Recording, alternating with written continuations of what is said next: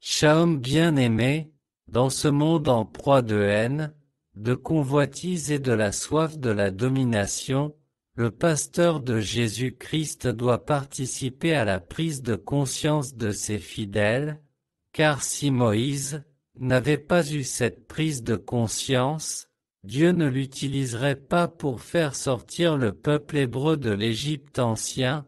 De même, les pasteurs du continent africain doivent commencer à jouer ce rôle de sensibilisation, d'éducation de la masse face aux dangers actuels et futurs qui guettent les générations actuelles et futures. Il s'agit de décrypter la vidéo de ce général qui, par la grâce de Dieu, nous avons eu connaissance du plan de génocide, car il n'y a aucune colonisation ou recolonisation sans crime ou génocide. Le Seigneur Jésus-Christ dit: Or, aussi longtemps que l'héritier est enfant, je dis qu'il ne diffère en rien d'un esclave, quoiqu'il soit le maître de tout. Bien-aimé, je répète ce verset biblique afin que nous comprenions le bien fondé de cette parole qui sort de la bouche de Dieu lui-même. Or, aussi longtemps que l'héritier est enfant,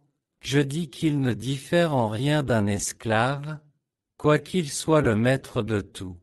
Cette parole est tirée de Galates au chapitre 4, versets 1 à 2. Écoutons cette vidéo. La France et l'Europe devront intervenir militairement en Afrique dans les 10 prochaines années. Déclaration choc signée de l'ex-chef d'état-major des armées françaises au micro de nos confrères du Figaro. Un continent entier qui est en train de s'enfoncer dans la destruction des appareils de gouvernement et des États, s'enfonce dans une forme de chaos, de guerre civile dans beaucoup de pays et de plus en plus de pays. En plus, un continent qui va connaître une explosion démographique comme aucun continent n'en a jamais connu. Et donc imaginez que ça se passe là, dans les 10-20 ans qui viennent. Je pense que cet intérêt commun-là devrait un jour faire que l'Europe se décidera à agir comme une entité politique qui ira défendre elle-même ses intérêts, y compris par le moyen de l'engagement de ses armées. Bien-aimé, ce général veut dire que le fait de posséder d'innombrables ressources naturelles et une population jeune et nombreuse constitue des déclarations de guerre pour la France et l'Union européenne, ou entité politique. Dieu a mis entre les mains de son vrai peuple des ressources qu'il doit lui-même exploiter, gérer ou administrer. À cet effet, son peuple doit rechercher des moyens puissants pour sécuriser son héritage, sinon, ce sont d'autres personnes ou d'autres peuples qui le feront à sa place et il demeurera par conséquent un enfant, c'est-à-dire, il passera son temps à pleurnicher, à faire des plaintes viles, voire même vaines et s'auto-accuser de malédiction, etc. Nous sommes le seul peuple qui craint véritablement Dieu. Comment pouvons-nous pas comprendre les enjeux qui menacent la disparition de notre existence? Dieu nous a tout donné, bien-aimés, Dieu nous a établis ses vrais héritiers. Devenons conscients que le reste des peuples nous détestent. Comprenons que nous n'avons pas des amis, mais plutôt des profiteurs et assoiffés des sentiments de supériorité et de domination. Dieu nous a établis pour être à la fois comme un père et une mère de ce monde et non pas comme étant un enfant méprisé, battu, violé, volé et ruiné. Cette responsabilité chrétienne nous pousse à expliquer au peuple de Dieu que Dieu a fait de nous des héritiers des ressources naturelles, des ressources humaines avec une démographie jeune et nombreuse, mais aussi des ressources intellectuelles, technologiques et scientifiques. Nous devons nous-mêmes commencer à défendre cet héritage maintenant par une prise de conscience, et inciter les politiciens à établir des programmes de développement surtout stratégiques et de défense de ce que Dieu nous a offert comme don et qui attire la jalousie des autres peuples.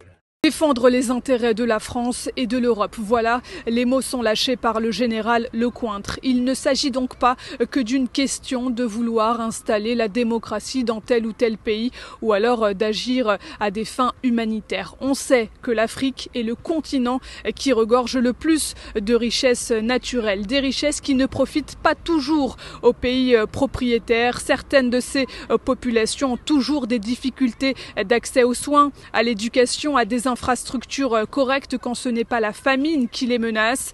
Le général Lecointre s'est aussi exprimé sur le retrait de l'armée française au Sahel, un échec cuisant qu'il a encore aujourd'hui du mal à digérer. C'est un échec français et européen et africain qui procède principalement de ce que nous n'avons pas compris, que l'action devait être une action globale. La restauration de l'État, le retour des administrations, le retour du développement. Et si on n'arrive pas à faire tout ça simultanément et de façon coordonnée, on va à l'échec. C'est ça qui s'est passé. Je suis persuadé que dans quelques années, je ne sais pas si c'est 10 ans ou moins ou plus, nous aurons l'obligation de retourner aider ces pays africains. Ça n'est pas la Chine, la Russie et Wagner qui vont apporter des solutions durables aux très grandes difficultés que connaissent ces pays africains et leur population. Bien-aimés, chers pasteurs, prêtres, évangélistes, apôtres d'Afrique, nous sommes tenus dans l'obligation de jouer le rôle de Moïse dans nos différents pays respectifs et d'appeler à une unité urgente de l'émergence d'un sentiment d'appartenance à un peuple comme fait le peuple européen, sinon n'accusons pas Dieu. Car si Moïse n'avait pas montré sa force de caractère en frappant sur un Égyptien arrogant, malveillant et méchant, Dieu ne l'aurait jamais utilisé pour faire sortir son peuple d'Égypte et peut-être son peuple périrait définitivement en Égypte. Bien-aimés, Dieu s'adresse à nous son véritable peuple, dans l'Apocalypse au chapitre 3, verset 16, ainsi, parce que tu es tiède, et que tu n'es ni froid ni bouillant, je te vomirai de ma bouche.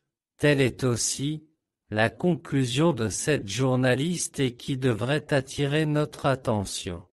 L'Égypte est le symbolisme de ce monde d'aujourd'hui, que l'Église de Dieu en Afrique entre action pour la prise en conscience du complot contre sa population.